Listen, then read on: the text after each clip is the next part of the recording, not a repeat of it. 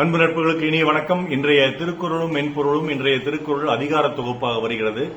அதிகாரம் அரண் வலியுறுத்தல். ஒருவர் வாழ்க்கையில் அறச்செயல்கள் தான் செய்ய வேண்டும் என்று திருவள்ளுவர் வலியுறுத்துகிறார் இந்த 10 குறட்பாக்களின் வழியே. 31வது குறள்.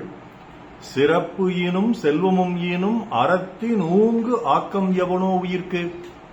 செல்வத்தையும் சிறப்பையும் தரும் அறத்தை விட மனித உயிர் செயலாற்ற மேன்மையான சக்தி தருவது வேறு ஏதும் இல்லை. துழிப்பா. பெரும் பேரும் பொருளும் தரும் அறத்தினும் சிறந்த உயிர் சக்தி இல்லை வேறெதுவும். குறள் எண் 32.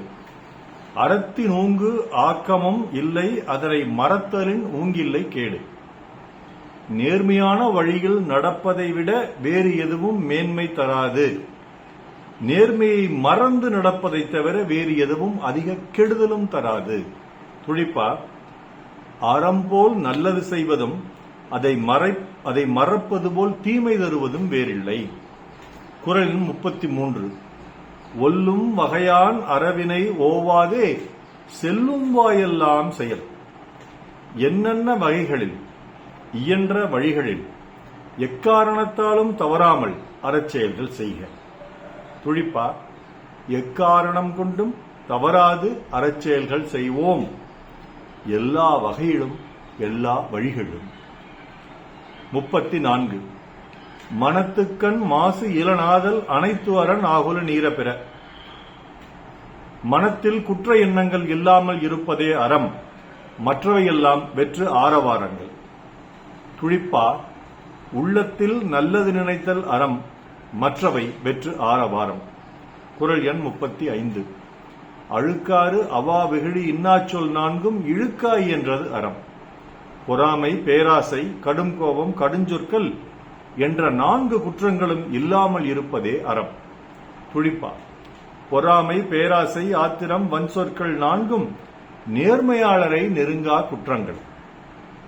குறள் 36. அன்று அறிவாம் என்னாது அறம் செய்க, மற்ற அது பொன்றுங்கால் பொன்றா துணை.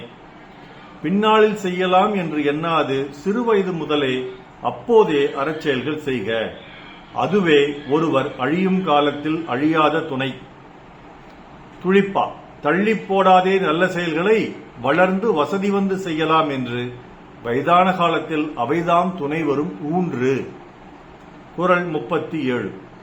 அறத்தாறு இதுவென வேண்டா சிவிகை பொறுத்தானோடு ஊர்ந்தான் இடை. பல்லக்கில் அமர்ந்து செல்பவன் மற்றும் அதை தூக்கிச் செல்பவன் இடையில் உள்ள வேறுபாட்டை பார்த்தாலே அறத்தின் பயன் என்னவென்று விளங்கும். அறவழியின் பலன் இதுதான் என்று தனியாக அறிவுரை சொல்ல வேண்டியதில்லை. துழிப்பா. அரண் பயன் என்னவென தனியாக சொல்ல வேண்டுமா? பல்லக்கு சுமப்பவனையும் அதில் அமர்ந்திருப்பவனையும் பார்த்தாலே புரியாதா? 38. வீணால் படாமை நன்று ஆற்றின் அகதொருவன் வாழ்நாள் வழி அடைக்கும் கல். கடந்து சென்ற ஒவ்வொரு நாளும் தவறாமல் நல்லது செய்தால் அதுதான் ஒரு மனிதன் வாழ்நாளில் தீய வழி அடைத்து நல்ல வழி திறக்கும் கல். துழிப்பா.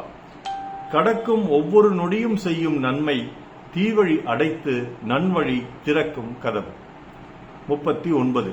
அறத்தான் வருவதே இன்பம், மற்றெல்லாம் புறத்த புகழும் இல. அறச்செயல்களால் செய்வதனால் வருவதே இன்பம், அறமற்ற செயல்கள் செய்வதால் வருவது எல்லாம் இன்பத்திற்கு புறம்பானது, புகழும் தாராது. துடிப்பா. நேர்மை செயல்கள் தரும் இன்பம், நேர்மையற்றவை தரும் புகழற்ற துன்பம். 40. செயற்பாலதோறும் அரணே ஒருவர்க்கு உயர்ப்பாலதோறும் பழி.